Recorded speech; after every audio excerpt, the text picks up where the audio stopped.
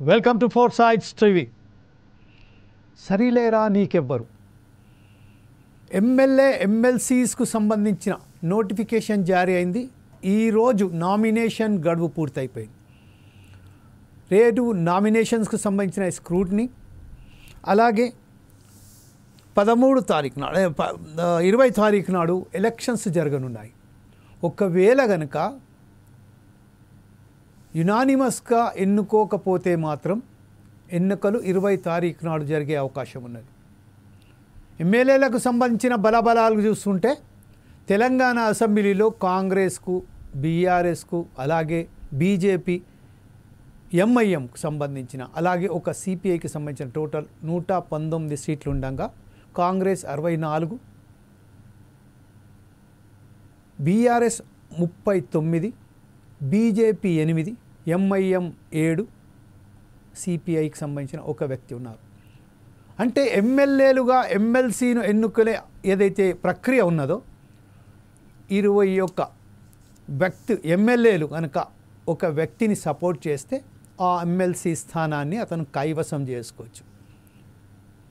దానికి సంబంధించింది ఇప్పుడు ప్రస్తుతం ఏదైతే ఉన్నదో బీజేపీకు 4 సీట్లు వచ్చే అవకాశాలు ఉన్నాయి, కాంగ్రెస్కు 4 సీట్లు వచ్చే అవకాశాలు ఉన్నాయి, బీఆర్ఎస్కు 2 సీట్లు వచ్చే అవకాశం ఉన్నప్పటికీ ఒకే దాని మీద అతను దాసోజీ శ్రవణ్ కుమార్ మాత్రం నియమించారు. కాకపోతే కాంగ్రెస్కు సంబంధించింది వామపక్ష పార్టీ అయిన సిపిఐకి ఒక సీటు, ఇంతకుముందు వాళ్ళకు చేసే అంతర్గత ఒప్పందం ఏదైతే జరిగిందో ఆ ఒప్పందం ప్రకారం సిపిఐకు సంబంధించిన ఒక సీటును మాత్రం వాళ్ళు కేటాయించేశారు. ఇందులో ప్రధానంగా కాంగ్రెస్లో ఈరోజు అద్దంకి దయాకర్కు సంబంధించింది ఎన్నో ఏళ్ల తరబడి కాంగ్రెస్లో ఏకదాడిగా పోరు చేస్తూ అధిష్టానం ఎప్పుడా అని చెప్తున్నప్పటికీ అది ఎంపీ ఎలక్షన్స్ కానివ్వండి, ఎంపీ ఎలక్షన్స్ కానివ్వండి, గత గ్రాడ్యుయేట్కి సంబంధించిన ఎలక్షన్స్లో కానివ్వండి, టికెట్ రాక నిరాశ చెందిన అద్దంకి దయాకర్ను, మాల కమ్యూనిటీకి చెందిన అద్దంకి దయాకర్ను ఎమ్మెల్సీగా నియమించడం జరిగింది. అలాగే శంకర్ నాయక్ ఎస్టీకు సంబంధించిన నల్గొండ జిల్లా అంటే ఇంకొక విషయం మనం చర్చించుకోవాల్సింది ఏంటంటే ఈరోజు ఏదైతే ప్రక్రియ జరుగుతుందో ఎమ్మెల్సీ, అందులో ప్రధానంగా నల్గొండ జిల్లాకే ప్రధాన పాత్ర కైవసం చేసుకుంది. శంకర్ నాయక్కు సైతం ఇతను కూడా నల్గొండ జిల్లాకు సంబంధించిన గ్రామం దామెర్ల గ్రామానికి చెందిన వ్యక్తి. అలాగే విజయశాంతి అనూహ్యంగా ఎప్పుడు ఒక తెరపైకి రాని విధంగా ఉన్న కాంగ్రెస్ నాయకురాలు అని చెప్పుకున్నప్పటికీ తనకు సంబంధించిన పొలిటికల్ క్యారియర్ను తెలంగాణ పార్టీ నుంచి వెళ్ళి మొదలుపెట్టి బీఆర్ఎస్లో జాయిన్ అయ్యి, బీజేపీలో జాయిన్ అయ్యి, మళ్ళొకసారి కాంగ్రెస్లో జాయిన్ అయ్యి, కాంగ్రెస్ నుంచి వెళ్ళి మళ్ళా బీజేపీలో జాయిన్ అయిన తర్వాత కాంగ్రెస్లో జాయిన్ అయిన విజయశాంతి అనూహ్యంగా ప్రకటించడం జరిగింది. మహిళా ప్రాధాన్యతకు సంబంధించారా, లేకపోతే బీసీకు సంబంధించిన కుల గణన తర్వాత తీన్మార్ మల్లన్న ఏదైతే ఉద్యమం చేపడుతున్నారో రాజకీయాలలో ఒక రచ్చ చేసి ప్రతి చోట తనదైన శైలిలో కాంగ్రెస్కు వ్యతిరేకంగా, రెడ్డి కులాలకు వ్యతిరేకంగా ఒక్కసారిగా చాలా ఘాటుగా మాట్లాడుతూ రెడ్ల ఓట్లు కూడా నాకు అవసరం లేదని చెప్పుకున్నట్టు చాటుతున్నట్టు సమయంలో బీసీలకు సంబంధించి చెక్కేయడానికే కేవలం తీన్మార్ మల్లన్నకు చెక్ వేయడానికే బీసీ నుంచి వెళ్ళి ఒక్కసారిగా ఉగ్రరూపం దాస్తున్న రాములమ్మ విజయశాంతిని నియమించడం జరిగిందా, లేక ఇంకెక్కవనేనున్నా? విజయశాంతిని ఎప్పుడైతే వాళ్ళు నియమించారో కాంగ్రెస్లో రచ్చ మొదలైపోయింది. కాంగ్రెస్లో ఎన్నో సీనియర్లకు సంబంధించిన మహిళలు ఉన్నారు, వారికి చోటు కల్పించకుండా ఈరోజు విజయశాంతిని వారికి నియమించడం పట్ల పెద్ద ఎత్తుననే కాంగ్రెస్లో గొడవ జరుగుతుంది. ఈ విషయంపై పూర్తిగా చర్చించడానికి సరిలేరా నీకెవ్వరు అని ఫోర్ సైడ్స్ టీవీ ఈ కార్యక్రమం నిర్వహిస్తుంది, బిగ్ డిబేట్ కార్యక్రమం. ఇందులో పాల్గొనడానికి ప్రముఖ ఎనలిస్ట్ అయినటువంటి ప్రొఫెసర్ శేషు గారు మనతో లైన్ ఉన్నారు. అలాగే కాంగ్రెస్ నాయకులైనటువంటి మానవతా రాయ్ కూడా మనతోటి ఉన్నారు, వస్తున్నారు మరికొద్దిసేపట్లో. అలాగే బీఆర్ఎస్ పార్టీకి సంబంధించిన దత్తాత్రేయ గారు మనతోటి జాయిన్ అయిపోతారు మరికొద్దిసేపట్లోనే. అలాగే బీజేపీ పార్టీ నుండి డాక్టర్ దశ్మంత్ రెడ్డి కూడా మనతోటి జాయిన్ అయిపోతారు. ప్రస్తుతం ఒకసారి మనం ప్రొఫెసర్ శేషు గారి దగ్గరికి వెళ్దాం. శేషు గారు, ఈరోజు విజయశాంతిని కాంగ్రెస్ పార్టీ తరఫున ఎమ్మెల్సీ క్యాండిడేట్గా నియమించడం పట్ల మీ స్పందన ఏంటి? దీని మీద మీరు ఎలా విశ్లేషిస్తారండి?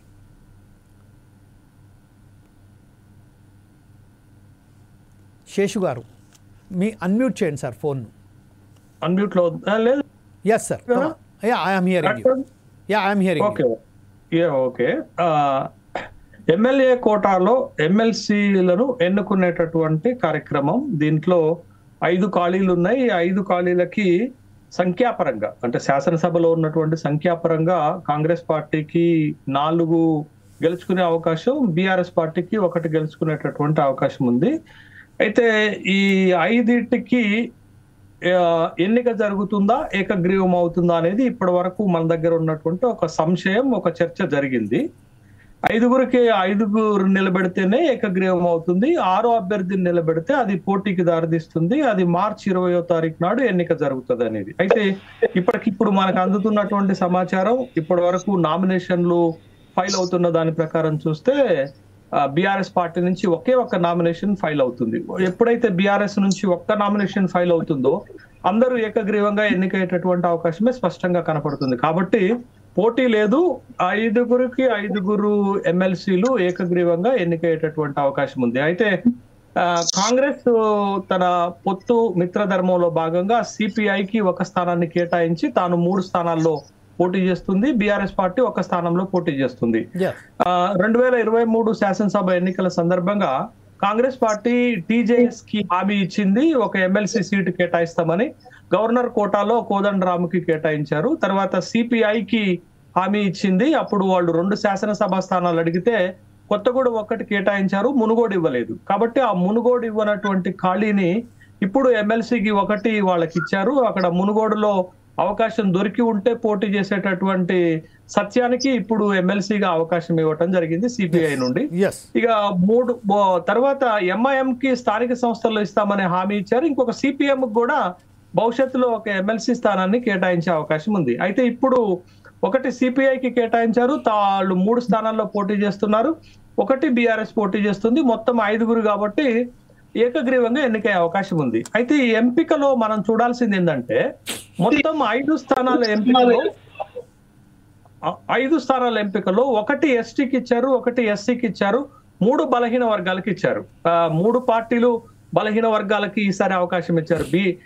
బీఆర్ఎస్ పార్టీ బలహీన వర్గాలకి దాసో శ్రవణ్కి అవకాశం ఇచ్చారు. కాంగ్రెస్ పార్టీ రాములమ్మ విజయశాంతికి 1 బలహీన వర్గాలకు అవకాశం ఇచ్చారు. తర్వాత సిపిఐ కూడా ఈసారి బలహీన వర్గాలు యాదవ్ సామాజిక వర్గానికి అవకాశం ఇచ్చారు. అంటే మొత్తం 5 మంది ఎమ్మెల్సీలలో 1 ఎస్సీ 1 ఎస్టీ ఉంటే 3 బీసీల నుండి అవకాశం కల్పించారు. తెలంగాణ రాష్ట్రంలో ఒక బీసీ వాదం బలంగా తెరపైకి వచ్చింది. మొన్న జరిగిన పట్టభద్రుల ఎమ్మెల్సీ ఎన్నికల్లో కానీ, ఉపాధ్యాయ ఎమ్మెల్సీ ఎన్నికల్లో కానీ బీసీ వాదం పెద్ద ఎత్తున తెరపైకి వచ్చినటువంటి నేపథ్యంలో ఇవాళ బీసీలను విస్మరించి ఈ కేటాయింపులు చేసేటటువంటి పరిస్థితి ఏ పార్టీకి లేదు. కాబట్టి కాంగ్రెస్ 1 అవకాశం ఇచ్చింది, సిపిఐ కూడా అవకాశం బీసీలకే ఇచ్చారు. తర్వాత బీఆర్ఎస్ కూడా మొదట ఎస్టీకి అవకాశం ఇద్దాం అనుకున్నారు, కానీ మారినటువంటి పరిస్థితులలో దాసోజి శ్రవణ్కి అవకాశం ఇవ్వటం జరిగింది. అయితే ఈ మొత్తం ఎపిసోడ్ లో ఇప్పుడు జరుగుతున్నటువంటి రాజకీయ పరిణామాలు ఏంటి అంటే కాంగ్రెస్ పార్టీ ఇచ్చినటువంటి 3 ఎమ్మెల్సీ అవకాశాల్లో కేతావత్ శంకర్ నాయక్ చాలా పార్టీ లాయలిస్టు, డిసిసి నల్గొండ అధ్యక్షుడిగా పనిచేస్తున్నటువంటి క్రమం, పార్టీ గతంలో టికెట్ ఎమ్మెల్యే టికెట్ ఇవ్వలేనటువంటి క్రమంలో తనకు అవకాశం ఇవ్వాలని 1 అనుకున్నారు. 2ది జానారెడ్డి ముఖ్యంగా సిఫారసు చేశారు శంకర్ నాయక్ టికెట్ ఇవ్వాలని. ఎందుకంటే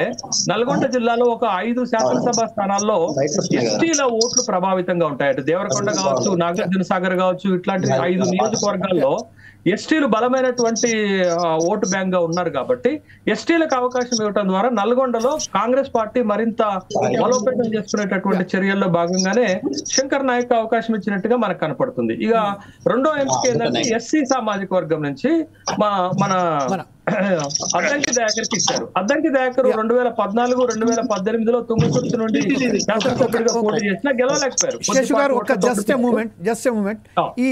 ఇప్పుడు మన మిత్రులకు సంబంధించింది ఒక విషయం మనకు ఇప్పుడు మనకు సంబంధించిన దత్తాత్రేయ గారు కూడా లైన్లోకి వచ్చేశారు. అలాగే మానవతా రాయ్ కూడా కాంగ్రెస్ నుంచి వెళ్ళి మన లైన్లోకి వచ్చారు. వాళ్ళిద్దరితో మనవి ఏంటంటే ఎప్పుడైతే మాట్లాడుతున్నారో ఒకసారి మ్యూట్లో పెట్టండి, ఎందుకంటే ఎప్పుడైతే మన ప్రొఫెసర్ శేషు గారు మాట్లాడుతున్నారో అన్మ్యూట్ చేయడం చాలా పెద్ద డిస్టర్బ్ అవుతుంది. Please don't mind, please mute your phone. ఇప్పుడు మనకి అద్దంకి దయాకర్ ఎంపిక ఏంటి అంటే 2023 శాసనసభ ఎన్నికల్లో తుంగతుర్తి నుంచి ఎమ్మెల్యే ఆస్పిరెంట్ గా ఉన్నాడు. కానీ తనకి టికెట్ ఇవ్వలేనటువంటి సందర్భంలో హామీ ఇచ్చారు, మీకు భవిష్యత్తులో ఎమ్మెల్సీ అవకాశం ఇస్తామనేటటువంటి హామీ ఇచ్చారు. ఆ హామీలో భాగంగానే ఇవాళ అద్దంకి దయాకర్ కూడా అవకాశం దొరికినట్టుగా చూసాం. ఇక మూడో ఎంపికకు వచ్చేసరికి ఏంటి అని అంటే బీసీ మహిళా కోటాలో గతంలో ప్రామిస్ చేశారు. ఎప్పుడు విజయశాంతి బీజేపీ నుండి కాంగ్రెస్ పార్టీలోకి వస్తున్నప్పుడు అప్పుడు కాంగ్రెస్ ఇన్ఛార్జ్ గా ఉన్నటువంటి మాణిక్రావు ఠాకరే హామీ ఇచ్చారు, మీకు భవిష్యత్తులో అవకాశం కల్పిస్తాం చట్టసభల్లో అనేటటువంటి హామీ మేరకే ఇప్పుడు ఆ హామీని మల్లికార్జున్ ఖర్గే దగ్గర గుర్తు చేయడంతో విజయశాంతిని 2 కోటాల్లో పరిగణలోకి తీసుకున్నారు. ఒకటి మహిళా కోట, రెండోది బలహీన వర్గాల కోట, మూడోది గతంలో ఇచ్చినటువంటి హామీ. ఈ 3 ఫ్యాక్టర్స్ మీద తనకి ఈసారి అవకాశం కల్పించారు. కాబట్టి అనూహ్యంగా విజయశాంతి తెరపైకి రావటంతో కొద్దిగా కాంగ్రెస్ పార్టీలో అసంతృప్తి వస్తున్నట్లుగా వార్తలు అయితే వస్తున్నాయి. కానీ అధిష్టాన నిర్ణయం మేరకే ఈ 3 ఎంపికలు జరిగాయి అనేటటువంటి విషయాన్ని మనం గమనించాలి. కొద్దిసేపటి క్రితం కేటీ రామారావు గారు ఒక మాట మాట్లాడుతూ ముఖ్యమంత్రి మాట చెల్లుబాటు కాలేదు, తన సొంత మిత్రుడైనటువంటి వేం నరేందర్ రెడ్డి కూడా అవకాశం తెచ్చుకోలేకపోయారు అనేటటువంటి ఒక విమర్శ చేయడం జరిగింది. కానీ దీన్నే ఒకసారి గతంలో జరిగిన అంశాన్ని గుర్తు చేస్తాను మీకు జమీల్ గారు. ఏంటి అంటే రాజశేఖర రెడ్డి గారు ముఖ్యమంత్రి అయిన తర్వాత తన ఆత్మ అయినటువంటి కేవీపీ రామచంద్రరావు గారు కూడా ఎంపీ రాజ్యసభ టికెట్ ఇప్పించుకోలేకపోయారు మొదటిసారి.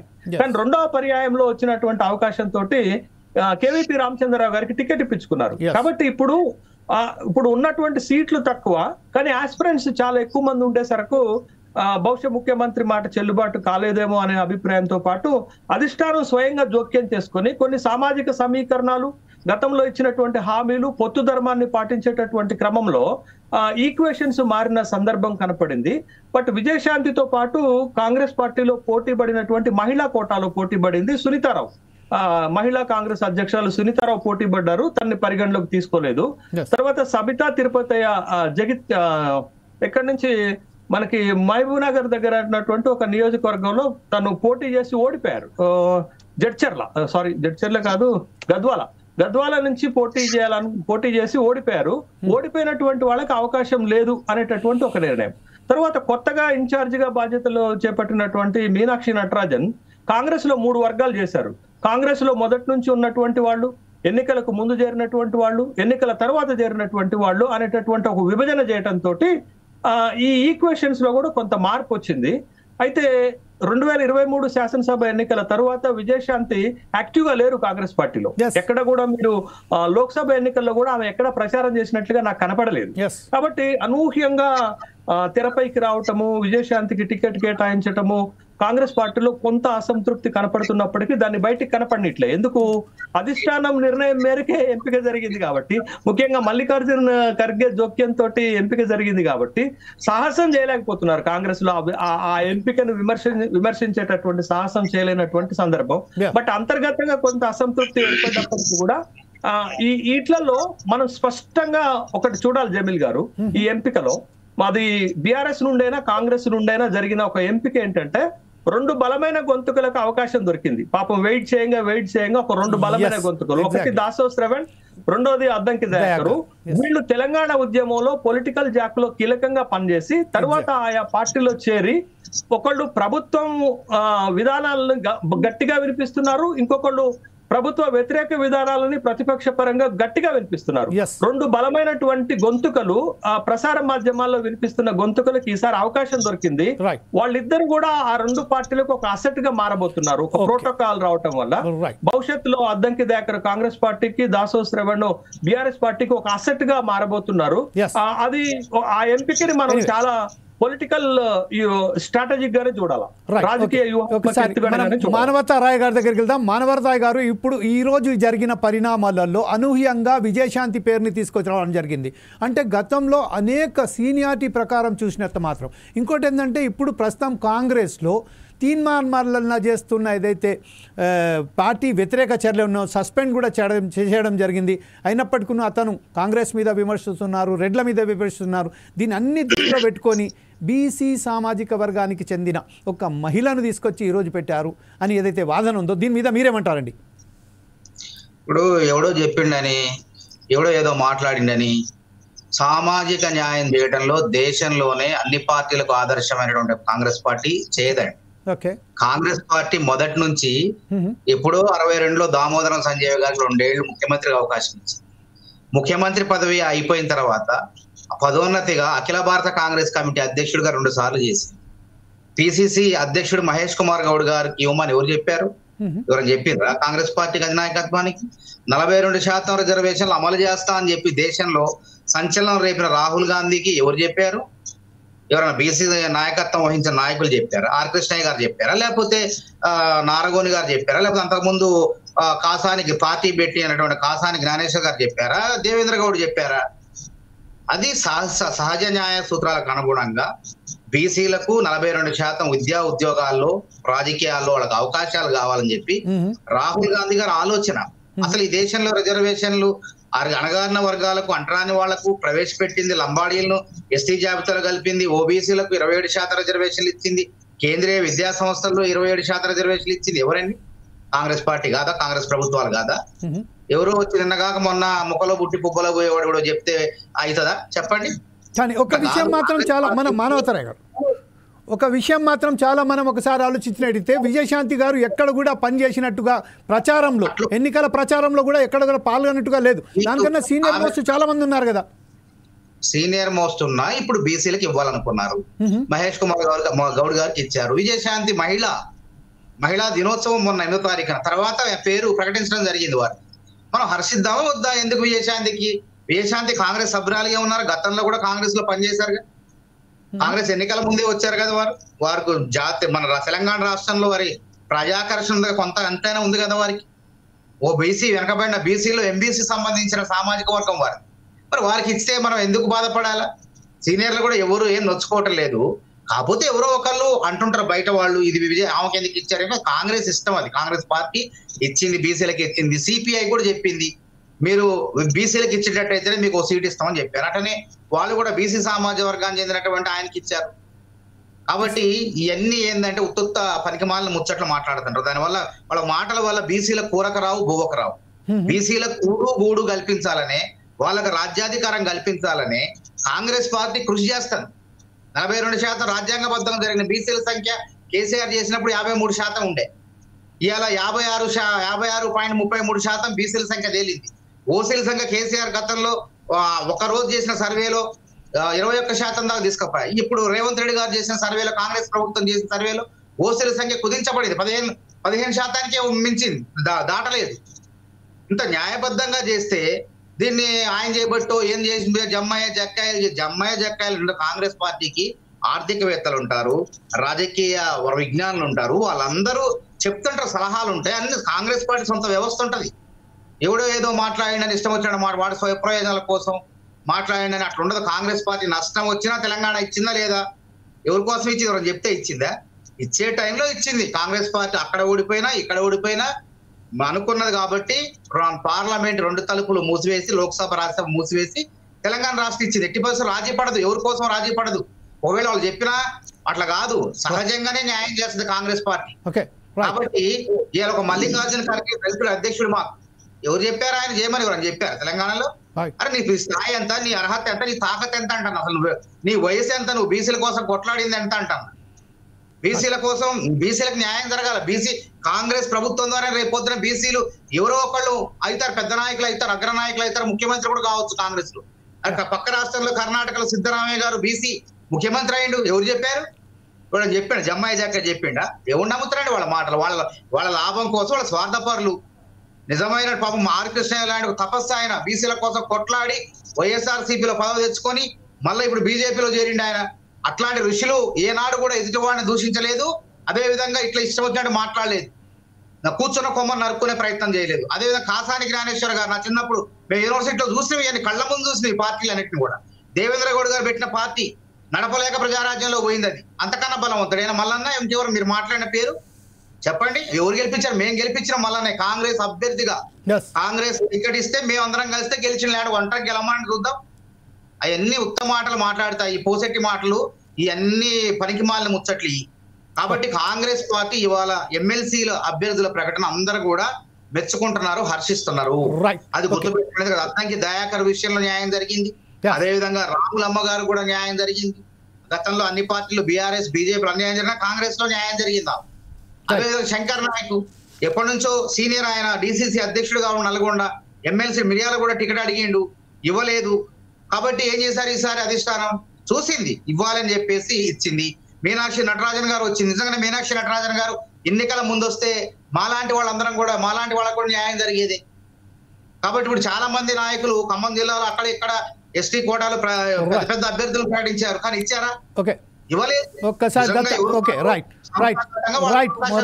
రాయ్ గారు ఒకసారి మనం దత్తాత్రేయ గారి దగ్గరికి వెళ్దాం. దత్తాత్రేయ గారు ఈరోజు మానవతారాయ్ గారు ఏదైతే చెప్తున్నారో, ఒకవేళ కనుక మీనాక్షి నటరాజన్ గారు ఎన్నికల ముందు వచ్చినట్టయితే మన మానవతారాయ్ అంటే ఎవరైతే ఉన్నారో కాంగ్రెస్ పార్టీకి చాలా బలంగా పనిచేసేటోళ్ళు, వాళ్ళని కూడా న్యాయం చేకూర్చేటోళ్ళు. అంటే గతంలో న్యాయం చేయలేదనుకున్నా, లేకపోతే ఇప్పుడు విజయశాంతికి ఇచ్చినందుకే, ఇప్పుడు కేవలం విజయశాంతిని ఏదైతే ఇచ్చారో దీని ద్వారా వారైతే రాజకీయంగా ఒక బ్రహ్మాండంగా ఒక సందేశం మాత్రం ఇచ్చారు. నెక్స్ట్ వచ్చే పరంలో మాత్రం బీసీలకు న్యాయం జరుగుతున్నట్టు. దీని మీద మీరే ఎలా విశ్లేషిస్తారండి? నమస్తే అండి, ప్యానెల్లో ఉన్నటువంటి మిత్రులకు మీకు కూడా. ఏదైతే ఇవాళ కాంగ్రెస్ పార్టీ అధికారంలో ఉండి మొన్న జరిగినటువంటి పట్టభద్రుల ఎన్నికల్లో కాంగ్రెస్ పార్టీ అట్టర్ ఫ్లాప్ అయింది. రేవంత్ రెడ్డి గారి నాయకత్వంలో తన ప్రచారానికి రావడం వల్లనే ఈ నరేందర్ రెడ్డి గెలిచినా గెలవకపోయినా పెద్ద నాకేం నష్టం లేదు, మా పదవి ఏం పోదు అనేటువంటి ఉద్దేశంతో మాట్లాడడం వల్లనే అక్కడ కరీంనగర్లో ఉన్నటువంటి పట్టభద్రులందరూ కూడా ఓటమి పాలు చేశారు. ఆ ఓటమిని జీర్ణించుకోలేక మా అభ్యర్థి కంటతడి పెడుతూ ప్రెస్ మీట్ పెట్టే సన్నివేశాలు కూడా మనం చూసాం. అయితే ఏది ఏమైనప్పటికీ కూడా ఈ రోజు ఏదైతే ఎమ్మెల్యే కోట ఎమ్మెల్సీ అభ్యర్థుల ప్రకటన అనేటువంటిది రేవంత్ రెడ్డి ప్రమేయం లేకుండానే జరిగింది అనేటువంటిది సుస్పష్టం. ఎందుకు అంటే రేవంత్ రెడ్డి గారిని కన్సిడర్ చేసి ఉంటే మిగతా రెండు అభ్యర్థులు అద్దంకి దయాకర్ గారికి మొత్తం రేవంత్ రెడ్డి గారు పూర్తి స్థాయిలో 100% మద్దతు తెలిపినప్పటికీ చాలా మంది నల్గొండ జిల్లాలో ఉన్నటువంటి రెడ్డి సామాజిక వర్గానికి చెందినటువంటి కోమటిరెడ్డి వెంకటరెడ్డి బ్రదర్స్ కావచ్చు, ఉత్తమ్ కుమార్ రెడ్డి కావచ్చు, మిగతా ఎంపీగా ఉన్నటువంటి రెడ్లు కావచ్చు, ఏ ఒక్క రెడ్డి కూడా అప్రిషియేట్ చేయలేదు. ఒకటి మాత్రం మానవతారాయ్ ఒక విషయాన్ని చాలా స్పష్టంగా అంగీకరించాడు. అది అప్రిషియేట్ చేయాల్సిన విషయం ఏంటంటే, మీనాక్షి నటరాజన్ గారు ముందే వచ్చి ఉంటే, ఎమ్మెల్సీ ఎన్నికల కంటే ముందు కాదు, ఎమ్మెల్యే ఎన్నికల కంటే ముందే వచ్చి ఉంటే చాలా మంది నిజాయితీగా నిక్కచ్చిగా కాంగ్రెస్ పార్టీ కోసం కష్టపడే నాయకులకు అవకాశాలు దక్కేవి అనేటువంటి ఆశాభావాన్ని వ్యక్తం చేయడం ఆ కాంగ్రెస్ పార్టీలో ఎంతమంది అవకాశాలు కోల్పోయారు అనేటువంటి దానికి నిదర్శనం. రెండవది, ఏదైతే ఇప్పుడు ప్రకటించినటువంటి అభ్యర్థులు కూడా ముఖ్యమంత్రి గారి ప్రమేయంతో జరగలేదు. ఇక్కడ అద్దంకి దయాకర్ గారికి సుస్పష్టంగా అన్ని వర్గాల నుంచి మద్దతు లభించింది. తెలంగాణ ఉద్యమంలో సాక్రిఫైస్ చేశాడు, ప్రత్యేక రాష్ట్రం కోసం ఉన్నటువంటి ఉద్యమంలో ఉన్నాడు, తర్వాత సామాజిక వర్గం పరంగా ఆయనకు మైలేజ్ ఉంది. ఇంకోటి ఏంటంటే మెయిన్ గా ఆ కాంగ్రెస్ పార్టీని అన్ని టీవీ ఛానల్లో ఏ వేదిక దొరికినా కూడా ఆ పార్టీ వాయిస్ ని వినిపిస్తూ వచ్చేటువంటి వ్యక్తిగా ఆయనకు అవకాశం దక్కింది. కానీ ఇక్కడ ఏ పదవి లేనటువంటి జానారెడ్డి మార్క్ చాలా స్పష్టంగా కనబడతా ఉంది. శంకర్ నాయక్ అనేటువంటి వ్యక్తి 2 టర్మ్స్ ఎంపీపీగా పనిచేసేటువంటి వ్యక్తి, నల్గొండ జిల్లా డిసిసిబి అధ్యక్షుడిగా కొనసాగుతున్నటువంటి వ్యక్తికి అవకాశం రావడానికి రేవంత్ రెడ్డి అనేటువంటి వ్యక్తి సహకరించలేదు. క్లియర్ కట్ గా జానారెడ్డి గారి ప్రమేయంతో జరిగింది. ఇక విజయశాంతి గారు అంటారా, విజయశాంతి గారిని అసలు తెలంగాణ రాష్ట్రంలో ఏ ఒక్కరు కూడా ఆ పేరు ఎమ్మెల్సీ అభ్యర్థిగా ముందుకు వస్తుంది అనేటువంటిది ఊహించని సంఘటన. దానికి పూర్తి స్థాయిలో ఏఐసిసి నుంచి కేసీ వేణుగోపాల్ గారు కావచ్చు, మిగతా కాంగ్రెస్ పార్టీలో సీనియర్ నాయకుల ప్రమేయంతో జరిగింది. మేము చాలా స్పష్టంగా మా బీఆర్ఎస్ పార్టీ అభ్యర్థి మాకు అవకాశం ఉంటే 2 ఎమ్మెల్సీలు లభించేవి, కానీ 10 మంది ఎమ్మెల్యేల తిరుగుబాటు వల్ల మేము ఒకే ఎమ్మెల్సీ అభ్యర్థికి కట్టుబడి ఇవాళ ఒకే అభ్యర్థితో నామినేషన్ వేపిస్తున్నాం. తెలంగాణలో నికాసైనటువంటి ఉద్యమకారుడిగా ఒక బహుజన బిడ్డగా దాసోజీ శ్రవణ్ గారిని మేము ముందుకు తీసుకొచ్చాం. అయితే ఒక మాట మాత్రం వాస్తవం, తెలంగాణ రాష్ట్ర వ్యాప్తంగా బీసీ ఉద్యమం అనేటువంటి చాలా బలంగా పుంజుకుంది. తెలంగాణలో ఎక్కడికి వెళ్ళినా కూడా కాంగ్రెస్ పార్టీ 47% రిజర్వేషన్ ఇస్తామనేటువంటి మాటకు కట్టుబడి ఉండాలని, ఆ మాట మీద నిలబడాలని చెప్పేసి బీసీ సంఘాలు కావచ్చు, సొంత పార్టీ సపోర్ట్ తో గెలిచినటువంటి తీర్మార్ మల్లల లాంటి వాళ్ళు కావచ్చు, ఇక్కడే ఉన్నటువంటి శేషు సార్ లాంటి వాళ్ళు చాలా వ్యాసాలు రాస్తారు. మేము కూడా బలంగా ఏ వేదిక దొరికితే ఆ వేదికలో కాంగ్రెస్ పార్టీ తన చిత్తశుద్ధిని నిరూపించుకోవాలనేది డిమాండ్ వ్యక్తపరుస్తా ఉంది. టిఆర్ఎస్ పార్టీ ఎమ్మెల్సీ అభ్యర్థి అయినటువంటి ఎమ్మెల్సీగా కొనసాగుతున్నటువంటి ఎమ్మెల్సీ కల్వకుంట్ల కవిత గారు దాదాపుగా సంవత్సరన్నర కాలంగా తెలంగాణ రాష్ట్రంలో ఉన్నటువంటి ఏ వేదికలో అయినా జిల్లాల్లో ఉన్నటువంటి రౌండ్ టేబుల్ సమావేశంలో కావచ్చు, ఇప్పుడున్నటువంటి రాష్ట్ర ప్రభుత్వాన్ని ప్రత్యక్షంగా ప్రశ్నిస్తున్నది ఒకటే విషయం, మీరు బీసీలకు ఇచ్చినటువంటి 42% రిజర్వేషన్లు కేవలం రాజకీయ రిజర్వేషన్లుగా ఉండకూడదు. 3 బిల్లులు ప్రవేశపెట్టాలా. ఒకటి రాజకీయ పరమైనటువంటి బిల్లులు, రెండోది ఉద్యోగపరమైనటువంటి బిల్లులు, మూడోది ఉద్యోగపరమైనటువంటి బిల్లు. ఈ 3 బిల్లులు వేరువేరుగా ప్రవేశపెడితే మాత్రమే ఏదైతే కాంగ్రెస్ పార్టీ బీసీల మీద చూపిస్తున్నటువంటి ప్రేమకు లాభం జరుగుతుంది, లేకపోతే ఆ వర్గాలు నష్టపోయే ప్రమాదం ఉంది. కేవలం సవితి తల్లి ప్రేమ కాకుండా ఈ చిత్తశుద్ధిని నిరూపించుకోవాల్సిన సమయం ఆసన్నమైంది. తక్షణం ఖచ్చితంగా 3 బిల్లులు పెట్టాలని డిమాండ్ పెట్టింది. ఆ బిల్లులకు కేబినెట్ కూడా ఆమోదించింది. కవిత గారి పోరాటం ఫలించబోతాం. ఒకటి. రెండోది ఏంటంటే ఎమ్మెల్సీ అభ్యర్థుల ఎన్నికలో కాంగ్రెస్ పార్టీ ఈ రోజు రాష్ట్రంలో ఉన్నటువంటి కాంగ్రెస్ పార్టీ గురించి, గత చరిత్ర గురించి మిత్రుడు మానవతరాయ్ చాలా పాపం చెప్పే ప్రయత్నం చేస్తా ఉన్నాడు. ఎవరో ఇచ్చన్న గచ్చన్న కొచ్చన్న చెప్తే మేము వినే పరిస్థితులు లేము, మా కాంగ్రెస్ పార్టీలో సామాజిక న్యాయం ఉంది అంటారు. నిజంగానే సామాజిక న్యాయం ఉంటే మొన్న ప్రకటించిన 37 కార్పొరేషన్ చైర్మన్ పదవుల విషయంలో ఎందుకు బీసీల వాటా దక్కలేదు? జనాభా దామాష ప్రకారం ఎందుకు 42% మీరు మాట్లాడుతున్న దాని ప్రకారం బీసీలకు కార్పొరేషన్ చైర్మన్లు ఇవ్వలేదు?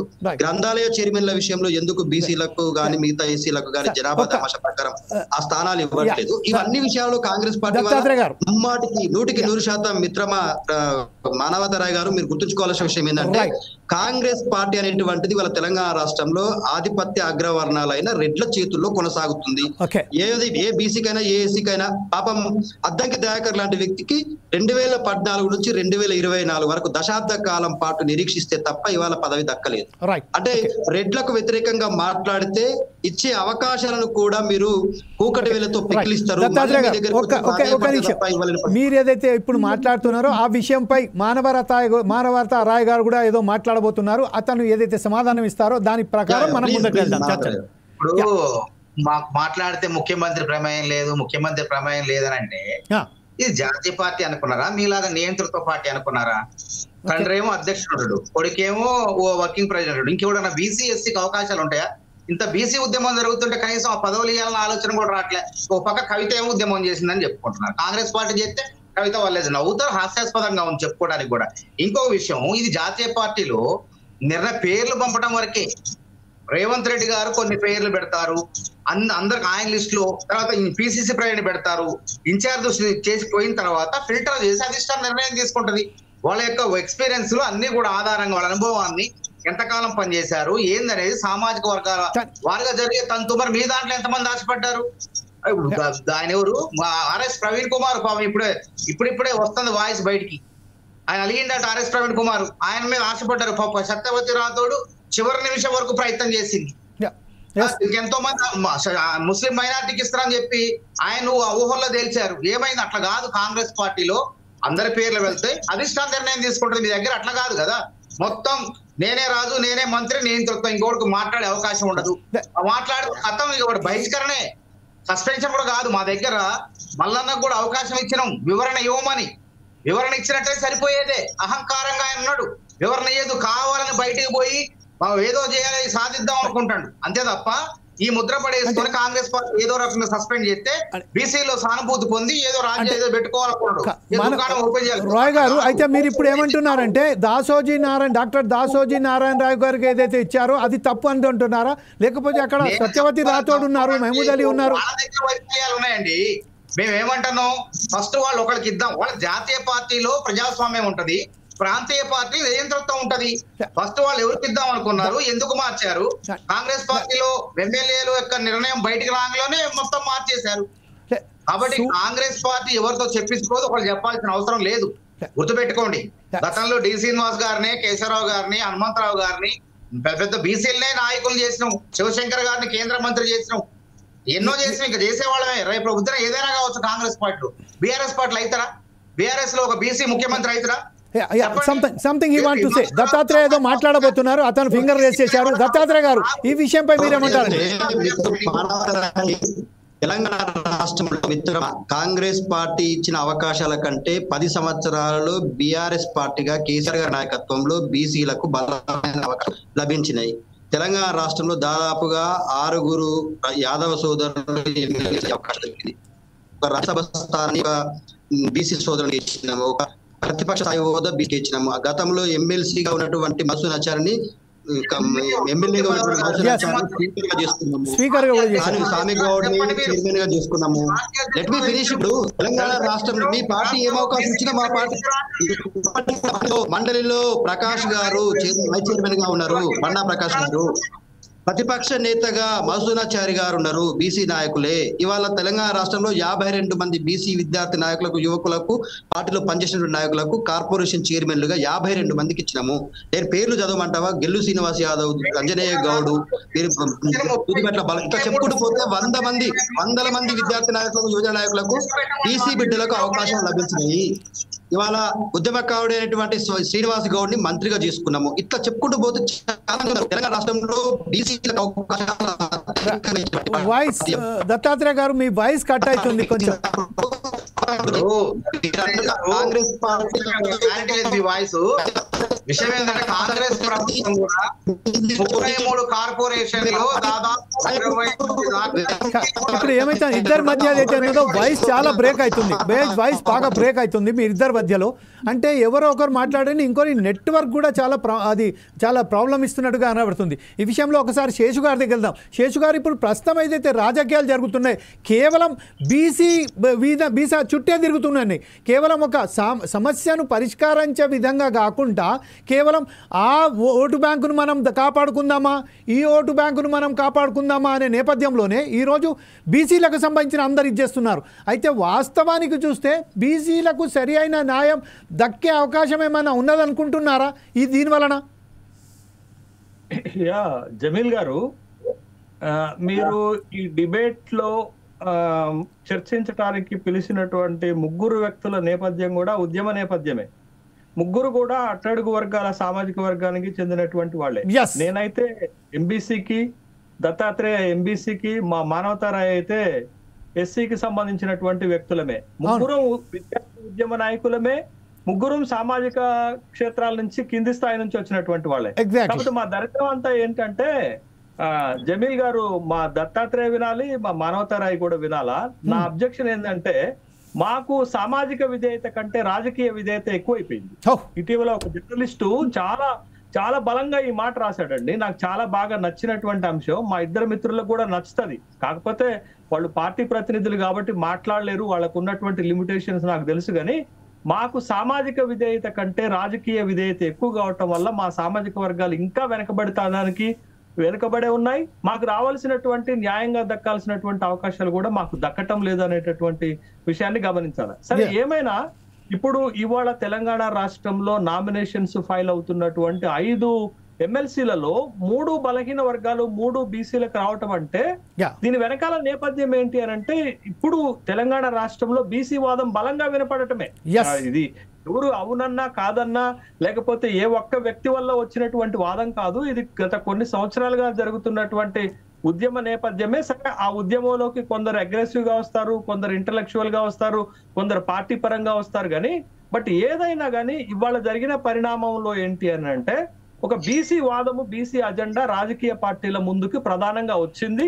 బీసీలకు అవకాశాలు ఇవ్వకపోతే మనం వెనకబడిపోతామనేటటువంటి ఒక అభిప్రాయం కూడా వాళ్ళకు వచ్చింది. కాబట్టి ఇవాళ 5 ఎమ్మెల్సీ స్థానాల్లో 3 బీసీలకు దక్కాయి. గతంలో మేము అడుక్కోవాల్సి వచ్చేది, 1-2 కోసమే దేబరించాల్సి వచ్చేది, 1-2 కోసమే మేము అడుక్కునేటటువంటి స్థితిలోకి వెళ్ళినటువంటి వాళ్ళం.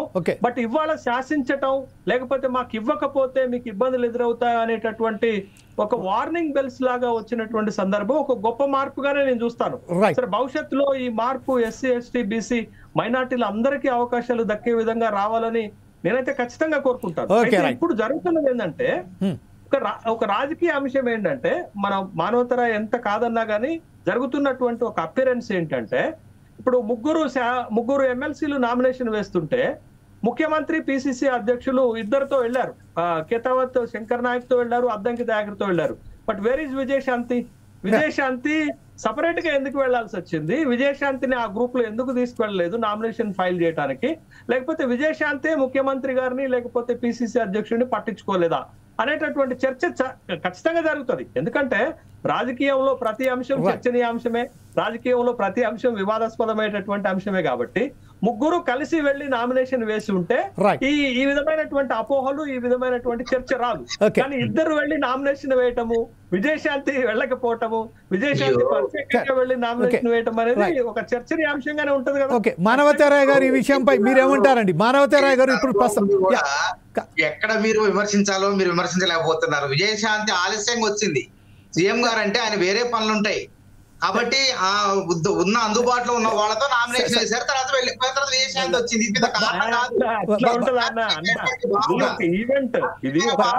విజయశాంతి గారు కాంగ్రెస్ సభ్యురాల కాదా? కాంగ్రెస్ పార్టీ ఏమైనా ఇచ్చిందా లేదా? పిసిసి అధ్యక్షుడు అంటే వాళ్ళ సమయభావం బట్టి ఆ సమయానికి చేరుకోలేకపోయారు. విజయశాంతి గారు ఒక మహిళ తయారు కావడానికి కానీ ఇంటి దగ్గర నుంచి బయలుదేరడానికి కొన్ని ఇంట్లో పనులు చక్క పెట్టుకొని బయటికి రావాలి. ఈ విధంగా చూడాలి మనం. అంతేగాని ఇప్పుడు ఒంటరిగా వేసినంత మాత్రం రేపు వారు ఎమ్మెల్సీ అవుతారా లేదా చూడండి. అంటే ఇప్పుడు మన శేషు గారు అన్నట్టుగా శేషు గారు ఏమన్నారంటే కేవలం ఒక రాజకీయ విధేతగా మాట్లాడుతున్నారు అనుకుందామా, లేకపోతే ఒక బీసీకి సంబంధించిన ఏదైతే ఉన్నదో ఇప్పుడు ప్రస్తుతం ఆ విషయంలో మాట్లాడుతున్నాం అనుకుందామా? రాయ గారు, దళితులు కిందనే కదా వర్గం. ఇప్పుడు ఇచ్చిన మెట్ల వ్యవస్థలో బీసీల కన్నా కిందనే కదా. మరి ఎస్సీలు ఎస్టీల దగ్గరకు ముఖ్యమంత్రి వచ్చినప్పుడు అక్కడ సమయాభావం, ఆ సమయంలో నిర్దేశించుకున్న సమయం ప్రకారం This is a crucial day for the nominations. This is the last day for the nomination, filing the nominations. This is a crucial day. Everybody has to be concerned on that particular issue. నేను అనేది అదే అంటున్నా. విజయశాంతి గారు సమయానికి చేరుకోలేకపోయారు. ముఖ్యమంత్రి గారు వేరే కార్యక్రమాలు ఉన్నాయి, ఒకటి కాదు, వారికి రాష్ట్రం మొత్తం ఉంటాయి కాబట్టి వారు వెళ్ళిపోయారు. అంత మాత్రాన ఇదేదో చిలవలు పలవలు చేసి భూతత్వం ఏదో ఉందని అవసరం లేదు. అది విజయశాంతి గారు ఎమ్మెల్సీ అవుతారు, కాంగ్రెస్ తరఫున బలమైనటువంటి గొంతుగా ఉంటారు, బీసీల తరఫున మాట్లాడతారు, బీసీలకు న్యాయం జరిగే విధంగా మండలిలో కొట్లాడతారు. అందరూ కూడా బీసీలకే కాదు అన్ని వర్గాలకి ఒకసారి ఎమ్మెల్సీ అయినమంటే ఒక బీసీలకే కాదు, రాష్ట్రంలో ఏమైనా సమస్యలు ఉంటే అన్నిటి మీద కూడా వారు మాట్లాడతారు. అదే దయాకర్ గారు కూడా, శంకర్ నాయక్ గారు కూడా దేంట్లో మనం భూతద్దం పెట్టి తప్పులు వెతకాల్సిన పని లేదు. ఇది కాదు, రేపొద్దున నిజంగానే 42% రిజర్వేషన్లు అసెంబ్లీలో ఆమోదమైన తర్వాత పార్లమెంట్ లో మన బాధ్యత ఉన్నది. దీన్ని అడ్డుకునే ప్రయత్నం చేస్తున్నారు. పార్లమెంట్ లో 9వ షెడ్యూల్లో చేర్చాలి, మన రాజ్యాంగంలో చేరిస్తేనే మనం పెట్టినటువంటి బిల్లుకి సార్థకత ఉంటది. దాని గురించి బీజేపీని ఎవడు మాట్లాడటలే. చేయాల్సింది ఇప్పుడు మన కాంగ్రెస్ చేసిన తర్వాత బీజేపీ వాళ్ళు చేయాల్సిన బాధ్యత చాలా ఉంది. అంత అన్ని గురులు కూడా మళ్ళా మాట్లాడితే కాంగ్రెస్ ని అంటాడు కానీ బీజేపీని టార్గెట్ చేయట్లే. ఇప్పుడు తమిళనాడు రాష్ట్రంలో బీసీలకు న్యాయం చేసే విషయంలో అన్ని పార్టీలు అధికారం చిన్న చితక పార్టీలన్నీ ఏకమైపోయినాయి, కొట్లాడి 9th షెడ్యూల్లో చేర్చినాయి. ఆ రిజర్వేషన్లు యథేచ్ఛగా సుప్రీంకోర్టు చెప్పిన దానికన్నా రిజర్వేషన్లు అమలవుతున్నాయి ఆడ. కాబట్టి ఆ విధంగా మనం చేసుకొని బీసీలకు న్యాయం చేయాలి. స్థానిక సంస్థల్లో విద్యా ఉద్యోగాల రిజర్వేషన్ల కోసమే ఆయన ఏదో దత్తాత్రేయ గారు చెప్తాడు 3 బిల్లులు పెట్టమని చెప్తాడు. ఏందో అది? ఆ కవిత గారు ఎప్పుడు వచ్చిన బీసీ నాయకురాలు మధ్య వచ్చిన నాయకురాలు ఏం అర్థం కాని పరిస్థితి. ఎందుకు మాట్లాడుతూ అర్థం కాదు వాళ్ళు. కాబట్టి నేను ఏమంటానంటే అసెంబ్లీలో ఆమోదం చేయడం కాదు, పార్లమెంట్ లో మనం దాన్ని చేసే అన్ని పార్టీలు సహకరించాలి. అప్పుడు నిజంగా బీసీలకు న్యాయం చేసిన వాళ్ళు అవుతాం. ఈ విషయంపై శేషు గారు ఇప్పుడు ప్రస్తుతం అయితే మన రాయ్ గారు అంటున్నారు అంటే కేవలం ఇప్పుడు ప్రస్తుతం ఏదైతే ఉన్నదో దానికి రదాంతం చేయవలసిన అవసరం లేదు. విజయశాంతి గారు తనకు సంబంధించిన ఏదైతే చిన్న చిన్న పనుల బట్టి కొంచెం లేట్ అయినప్పటికీ అది అక్కడికి చేరలేకపోతున్నామని చెప్తున్నారు. ఈ విషయంపై ఇంకోటి ఏంటంటే దత్తాత్రేయ గారు చాలా క్లియర్గా అన్నారు అదొక రెడ్ల పార్టీ అని. దీని మీద ఏకభిస్తున్నారండి శేష్ గారు? ఇప్పుడు అంటే వాళ్ళు పార్టీ ప్రతినిధులు కాబట్టి పార్టీలకు సంబంధించినట్టు పార్టీ లైనప్ లోనే మాట్లాడాల్సి ఉంటుంది. బట్ వాస్తవాలు ఏంటి అంటే ఒక కీలకమైనటువంటి నామినేషన్ ఫైలింగ్ కదా, ఎన్ని సమస్యలు ఉన్నా ఎన్ని ప్రోగ్రామ్స్ ఉన్నా ఈ ప్రోగ్రామే పెట్టుకోవాల్సి ఉంటుంది. ఈ ప్రోగ్రామ్ తర్వాతనే మిగతా ప్రోగ్రామ్స్ పెట్టుకునేటటువంటి అవకాశాలు ఉంటాయి. కాబట్టి ముగ్గురిని కలిపి నామినేషన్ వేసి ఉంటే అది ఒక గుడ్ సైన్ గా ఉండేది. అట్లా కాకుండా ఖచ్చితంగా ఇప్పుడు విజయశాంతి తన నామినేషన్ ను తీసుకోవటంలో ఇక్కడ నాయకత్వ ప్రమేయం లేదు అనేటటువంటి ఒక అపోహలో లేకపోతే ఒక అభిప్రాయాలు వస్తున్నటువంటి నేపథ్యంలో ఇది దాన్ని మరింత బలోపేతం చేస్తుంది కదా. కాబట్టి అట్లాంటి అపనమ్మకాలకు అట్లాంటి విమర్శలకు తావివ్వకుండా రాష్ట్ర కాంగ్రెస్ పార్టీ నాయకత్వమే ముగ్గురిని కలిపి తీసుకుపోయి నామినేషన్ వేయించుంటే బాగుండేది అనేదే. అక్కడ విమర్శకేమి ఉండదు కానీ బట్ ప్రతి అంశాన్ని రాజకీయ కోణంలో చూసినప్పుడు అలాంటి రకాలైనటువంటి విమర్శలు వస్తాయి. సరే, ఒకవేళ విజయశాంతి గారు లేట్ అయి ఉంటే ఆ వివరణ విజయశాంతి గారు ఖచ్చితంగా ఇస్తారు. వస్తున్నటువంటి విమర్శలకు, మీడియాలో వస్తున్నటువంటి విమర్శలకు తను వివరణ ఇచ్చేటటువంటి క్రమంలో నేను లేట్ అయ్యానని అంటారు. కానీ ఆ విధమైన వాతావరణం, ఆ విధమైన పరిస్థితి ఉందా అనేటటువంటి ఒక సందేహాలు అయితే ఖచ్చితంగా రాజకీయాల్లో వస్తాయి. ఇది ఒకటి. రెండోది ఏంటంటే కాంగ్రెస్ రెడ్ల పార్టీ, టీడీపీ కమ్మల పార్టీ, బీఆర్ఎస్ పార్టీ వెలమల పార్టీ అని అనటంలో ఏ విధమైన సందేహాలు ఉన్నాయి? ఎందుకు అభ్యంతరాలు ఉండాలా? కాంగ్రెస్ పార్టీకైనా, బీఆర్ఎస్ పార్టీకైనా, లేకపోతే బీజేపీ పార్టీకైనా, లేకపోతే టీడీపీ పార్టీకైనా ఖచ్చితంగా వాళ్ళు వ్యవహరించినటువంటి తీరు వల్లనే కదా ఆ విధమైనటువంటిది వస్తుంది. మీరు చూడండి, ఉమ్మడి ఆంధ్రప్రదేశ్ లో 16 మంది ముఖ్యమంత్రులు వ్యవహరిస్తే 11 మంది ఒకే సామాజిక వర్గం నుంచి వచ్చారండి.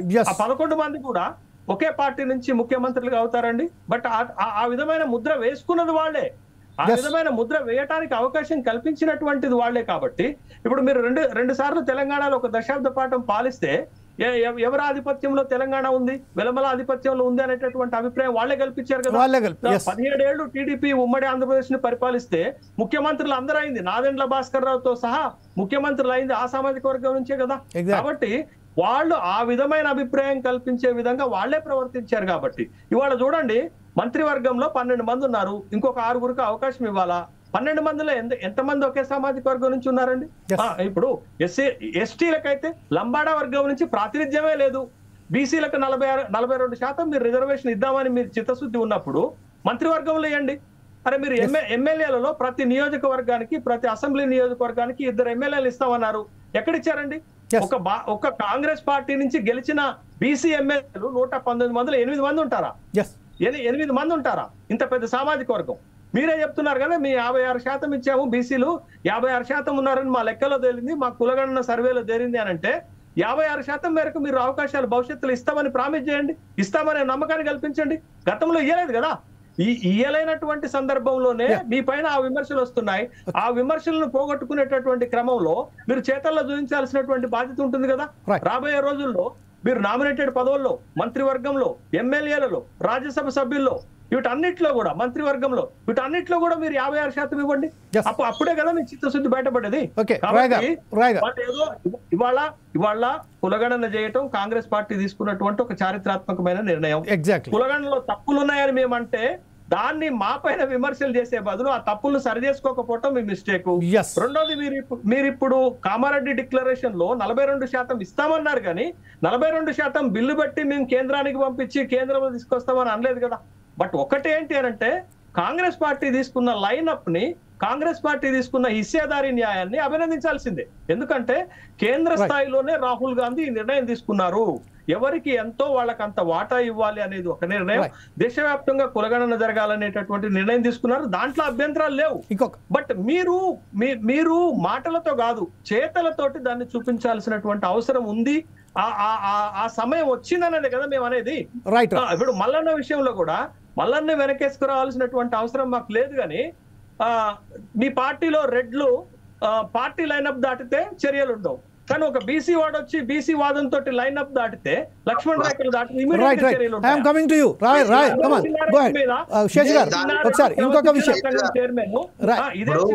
క్రమశిక్షణ సంఘం చైర్మన్ వనపర్తిలో ఎమ్మెల్యే మేఘారెడ్డిని ఎన్ని ఇబ్బందులు పెడుతున్నాడు?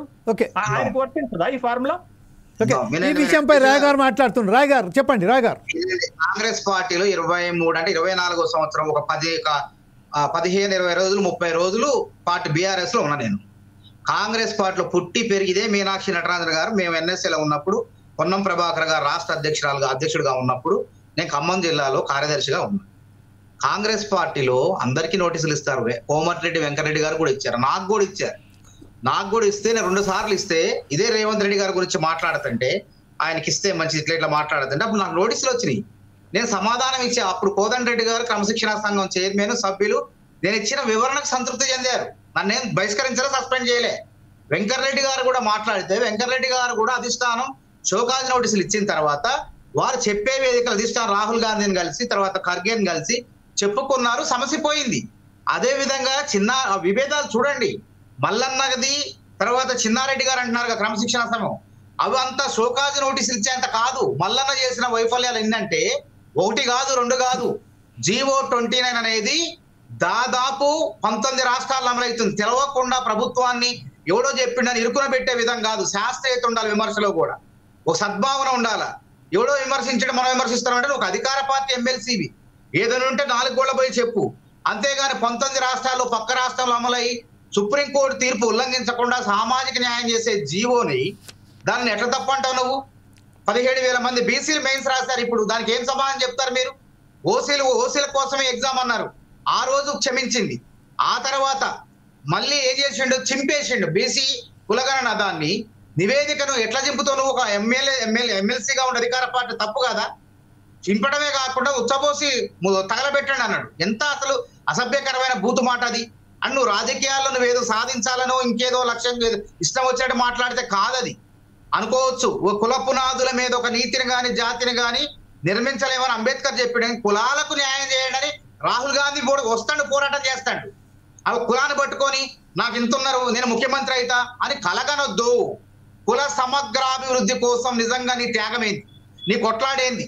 నువ్వు ఎప్పుడైనా ఇప్పుడు అకస్మాత్తుగా అన్నప్రసన్న రోజు ఆవకాయ కావాలా, నేను ఇప్పుడే ఎమ్మెల్సీ కావాలి, ఇప్పుడే ముఖ్యమంత్రి కావాలా, బీసీ జనాభాను చూపించుకొని నేను ముఖ్యమంత్రి కావాలని కొట్లాడినట్టుంది తప్ప బీసీల కోసం నిజంగా చిత్తశుద్ధితో పోరాడినట్టు మల్లన్నలో ఎక్కడ కూడా కనపడలేదు మాకు.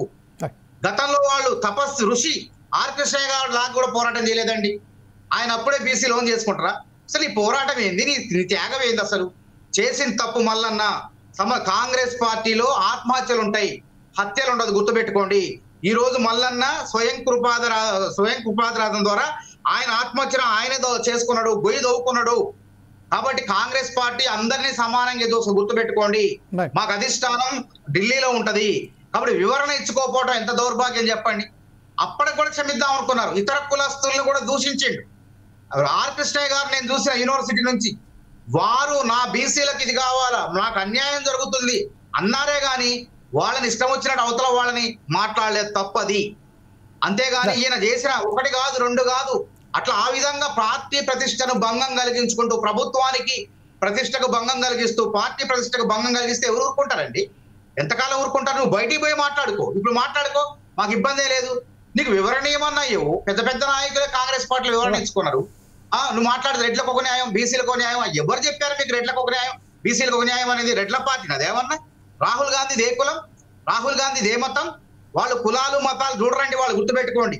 సామాజిక న్యాయం చేయాలి, దేశంలో ఉన్నటువంటి ప్రజలందరి మతం మాది, దేశంలో ఉన్న ప్రజలందరి కులం మాది అనే భావనలో ఉండబట్టి ఈ రోజు రాష్ట్రాల మీద రాష్ట్రాల్లో అశోక్ గెహ్లోట్ కానివ్వండి, మన కర్ణాటకలో కానివ్వండి, వేరే రాష్ట్రాల్లో కానివ్వండి, ముఖ్యమంత్రులు బీసీలు అయినరు.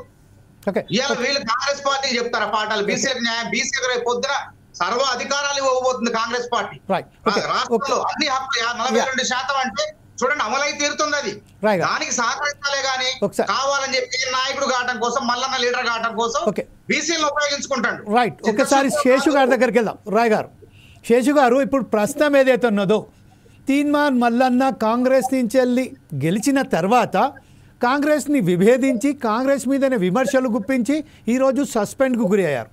కానీ ఈరోజు విజయశాంతి ఎప్పుడైతే నామినేషన్ వెళ్ళడానికి వెళ్ళారో అప్పుడు ఏదైతే అగ్రనాయకులు ఎవరు కూడా ఆయన తోటలేరు.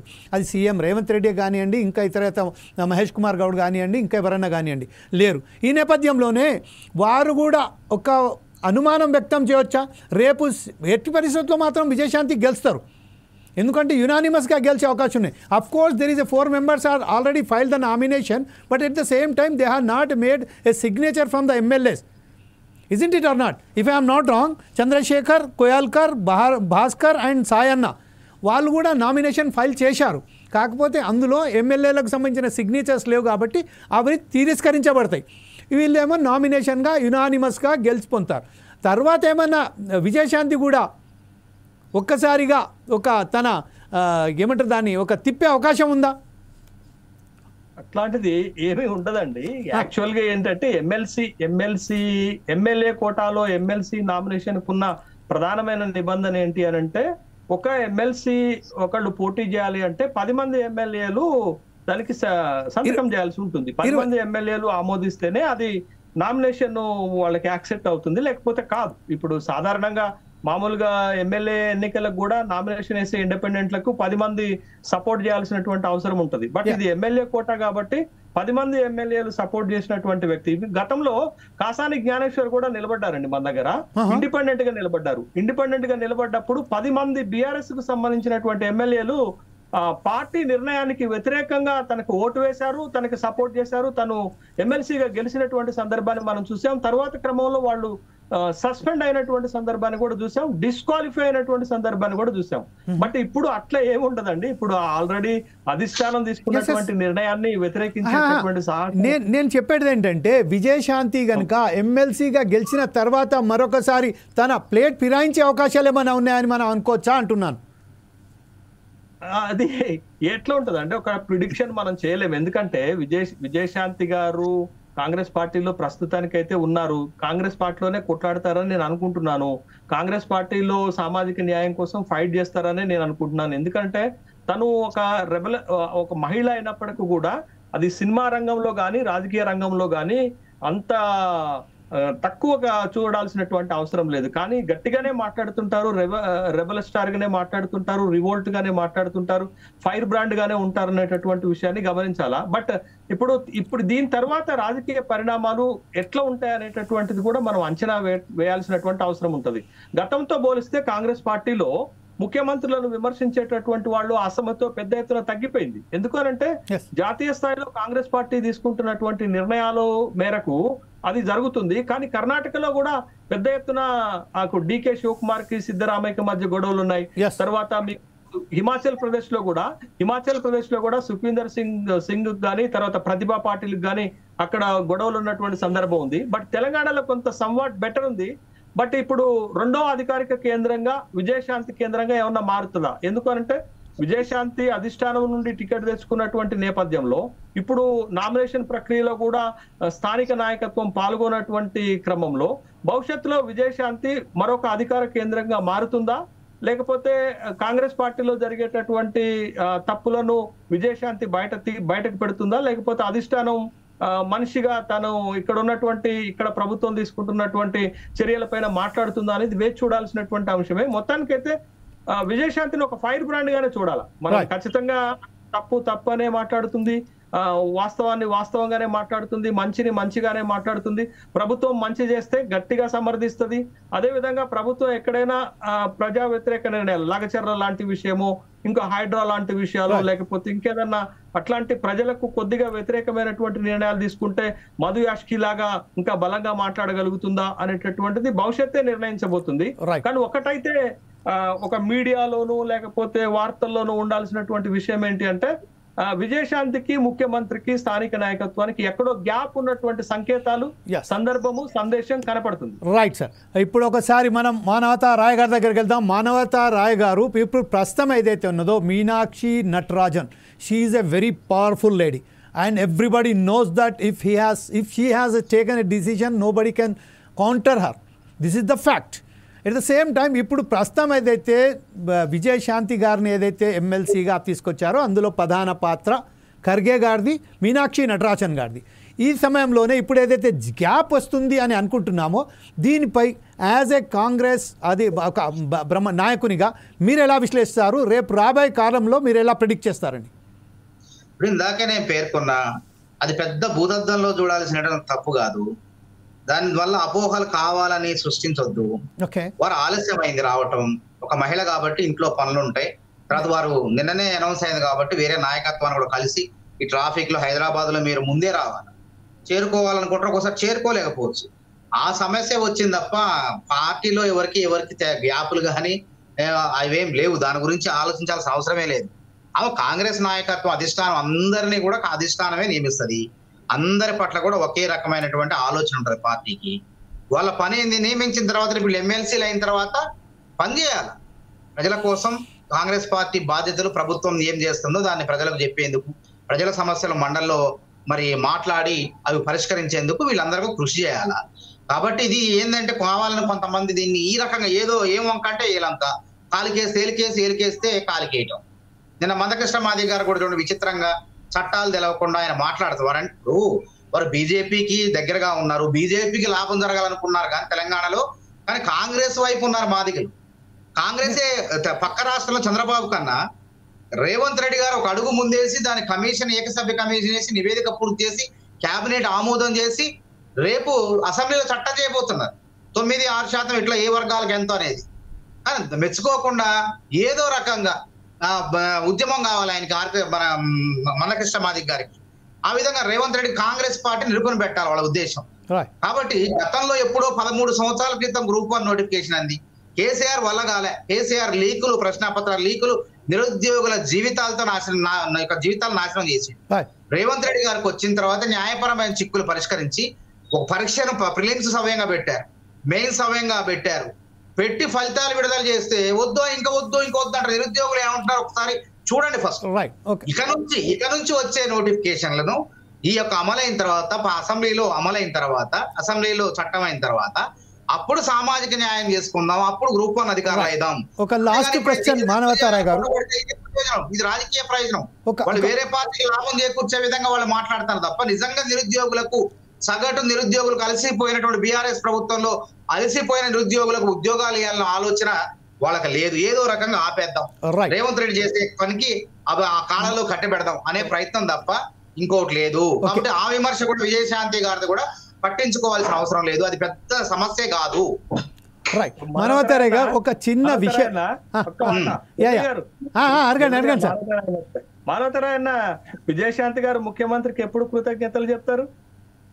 అది చెప్తారు, చెప్పకుండా కలుస్తారు. వీళ్ళ అద్దంకి దయాకర్ కలిసిండు, శంకర్ నాయక్ కలుస్తారు, ఆమె కూడా కలుస్తుంది. దాని పెద్ద సమస్య కాదు. కాంగ్రెస్ పార్టీలో బహునాయకత్వం మీకు తెలవంది కాదు, గుర్తుపెట్టుకోండి. ఇలా శశిధరూర్ ఉన్నాడు, శశిధరూర్ కూడా ఏఐసిసి అధ్యక్షుడు పోటీ పడి కాంగ్రెస్ ఎంపీకి గెలిచిండు, కాంగ్రెస్ సభ్యుడిగానే ఉన్నాడు. ఏదో పార్టీలో వీరి మధ్య అయితే నాకు తెలిసి రేవంత్ రెడ్డి గారి మధ్య, విజయశాంతి గారి మధ్య ఏ అభిప్రాయాలు లేవు. రేపు చూడండి, మీరు కలుస్తారు. రేపు కలిసిన తర్వాత మళ్ళీ మనం చర్చలోకి వద్దాం. మనం ఆశిద్దాం. ఇంకొక విషయం ఏంటంటే మానవతారాయ్ గారికి ఒక విషయం ఏంటంటే, ఇప్పుడు ప్రస్తుతం కరీంనగర్, నిజామాబాద్, ఆదిలాబాద్ జిల్లాలలో కాంగ్రెస్ చాలా బలహీనపడ్డది. అక్కడ బీజేపీ పెద్ద ఎత్తున పుంజుకున్నది. ఈ విషయంలో ఒక్కసారిగా నల్గొండకు 4 సీట్లు కేటాయించారు. 4 కూడా కాంగ్రెస్ నుంచి వెళ్ళి, అక్కడి నుంచి నల్గొండ నుంచి వెళ్ళి ఉన్నారు. మరి అక్కడ కరీంనగర్, నిజామాబాద్ ఈ సమ్మేళనంలో ఎక్కడైతే మనం వెనుకబడి ఉన్నామో అక్కడ ఎందుకు దృష్టి సారించలేదు కాంగ్రెస్ అధిష్టాన వర్గం? మీనాక్షి నటరాజన్ గారు వచ్చిందే దృష్టి సారించడానికి, ప్రభుత్వం యొక్క కార్యక్రమాలను ప్రజల్లో తీసుకుపోయేందుకు, పార్టీ తీసుకుపోవాలా, ప్రభుత్వం తీసుకుపోవాలన్న ఆలోచనతో వారు వచ్చారు. బీజేపీ ఒక గ్రాడ్యుయేట్ ఎమ్మెల్సీ గెలవంగలోని మాది బలుపు అనుకుంటున్నారు, వాపు చూసుకొని బలుపు అనుకుంటున్నారు. అట్లా అంటే మరి కేసీఆర్ బీఆర్ఎస్ పార్టీ బలంగా ఉన్నప్పుడు జీవన్ రెడ్డిని మేము గెలిచినాం, మరి మేము తర్వాత అధికారంలోకి వచ్చినాం 18లో, మళ్ళీ బీఆర్ఎస్ అధికారంలోకి వచ్చింది. ఈ గ్రాడ్యుయేట్ ఎన్నికలు మేధావులు ఎప్పుడు ఎటుంటారో తెలియదు. కాబట్టి అక్కడ ఉన్న అభ్యర్థుల పైన బట్టిన కూడా ఉంటది. కాబట్టి ఇదే మొత్తం కొలమానం అనుకుంటే పొరపాటు. అట్లాంటే మరి 2014 నుంచి 21 వరకు మరి కేసీఆర్ అధికారంలో ఉన్నప్పుడు, బలంగా ఉన్నప్పుడు రామచంద్రరావు గారు ఉన్నారు. హైదరాబాద్, రంగారెడ్డి, మహబూబ్ నగర్ నుంచి ఇంకేంది ఎమ్మెల్సీగా రామచంద్రరావు గారు అడ్వకేట్ గెలిచారు. మరి బీజేపీ అధికారంలోకి వచ్చిందా? 14 నుంచి 18 వరకు వాళ్ళకి 5 స్థానాలు ఉంటే 18లో 1 స్థానం వచ్చింది. వాళ్ళ స్థానాలు ఎప్పుడు కూడా 8, 7 సింగిల్ డిజిట్కే పరిమితం. ఎప్పుడు నేను అదే చెప్తున్నా వాళ్ళకి, ఎప్పుడు అంటే మనం తెలంగాణ రాష్ట్రానికి మీరు ఏం చేస్తున్నారు, మొన్న బడ్జెట్ లో ఏం చేశారు, నయా పైసా ఇయ్యలే. పక్క రాష్ట్రానికి 15,000 కోట్లు ఇచ్చారు ఆంధ్ర. అదేవిధంగా ఈ బడ్జెట్ లో మీరేమి ఇచ్చారు, పోలవరం ప్రాజెక్టుకి 5,000 కోట్లు ఇచ్చారు. అదేవిధంగా విశాఖ ఉక్కు ఫ్యాక్టరీకి వాళ్ళు 3,500 కోట్లు ఇచ్చారు. మరి తెలంగాణ బయ్యారం కిందకి ఇలే. కాజీపేట పోస్ట్ ఫ్యాక్టరీకి ఎందుకు దాన్ని ఇంకా పనులు ప్రారంభించట్లేదు? కొట్లాడంగా ఏదో అనుమతులు ఇచ్చినట్టు ఏదో ఉంది. అదేవిధంగా గిరిజన యూనివర్సిటీ పక్క రాష్ట్రంలో ప్రారంభమై 2 తరగతులు బయటికి పోయిన క్లాసులు, బ్యాచ్లు, మరి మన ఎందుకు ఇంకా నత్తనడక నడుస్తుంది? కాబట్టి అదే విధంగా ఇట్లా సమస్యలు తెలంగాణలో ప్రాజెక్టులు లేవా? పాలమూరు రంగారెడ్డికి ఎందుకు జాతీయ హోదా ఇవ్వలేదు? డబ్బులు ఎందుకు ఇవ్వలేదు? ఇట్లా ఈ విధంగా తెలంగాణ ప్రాజెక్టుల మీద, తెలంగాణ మీద వివక్ష చూపుతూ ముఖ్యమంత్రి గారు చివరికి అడిగారు మూసి పునరుజ్జీవనానికి, అదేవిధంగా మెట్రో ఫేజ్ 2కి, రీజనల్ రింగ్ రోడ్డుకి 1,66,000 కోట్ల రూపాయలు అవసరమైతే కేంద్రం నిజంగా మాకు మేము చెల్లించే పన్నుల్లో వాటాలు ఇవ్వండి అని ఎన్నిసార్లు వినతలు ఇచ్చిన, సంవత్సరం ఇచ్చిన నయా పైసా ఇవ్వనోడికి తెలంగాణలో ఎవడేస్తారండి ఓట్లు? Okay, thank you very much. సమయం చాలా తక్కువ ఉన్నది కాబట్టి మనం ఒక్కసారి మాత్రం ఆలోచిద్దాం. మీనాక్షి నటరాజన్ వచ్చిన తర్వాత ఏదైతే అంశాలపై దృష్టి సారిస్తూ ప్రజా సమస్యలను పరిష్కరించడానికి ఏదైతే ప్రస్తుతం చేస్తున్నారో అందులో భాగంగానే ఈరోజు కూడా రాములమ్మని తీసుకొచ్చి కూర్చోబెట్టడం కూడా జరిగింది. ఎమ్మెల్సీ సీట్కు ఆమెను కూడా ఇవ్వడం జరిగింది. అలాగే ఒక దశాబ్ద కాలంగా వేచి చూస్తున్న దయాకరణకు కూడా ఈరోజు స్థానం కల్పించారు. శంకర్ నాయక్ కూడా అలా స్థానం కల్పించారు. అది హర్షణీయమే. అయినప్పటికీ ఇప్పుడు ప్రస్తుతం ఏదైతే సమస్యలు ఉన్నాయో మూసా నది ప్రక్షాళన కావచ్చు, హైడ్రా ప్రాజెక్టుకు సంబంధించిన కావచ్చు, ఇంకా ఇతరత సమస్యలతో ఏదైతే ఉన్నదో దాని మీద విజయశాంతి అంటే రాములమ్మ ఎలా గలమెత్తుతారో మనం చేసిద్దాం. అప్పటిదాకా చూస్తూనే ఉండండి. ఫోర్సైజ్ టీవీ.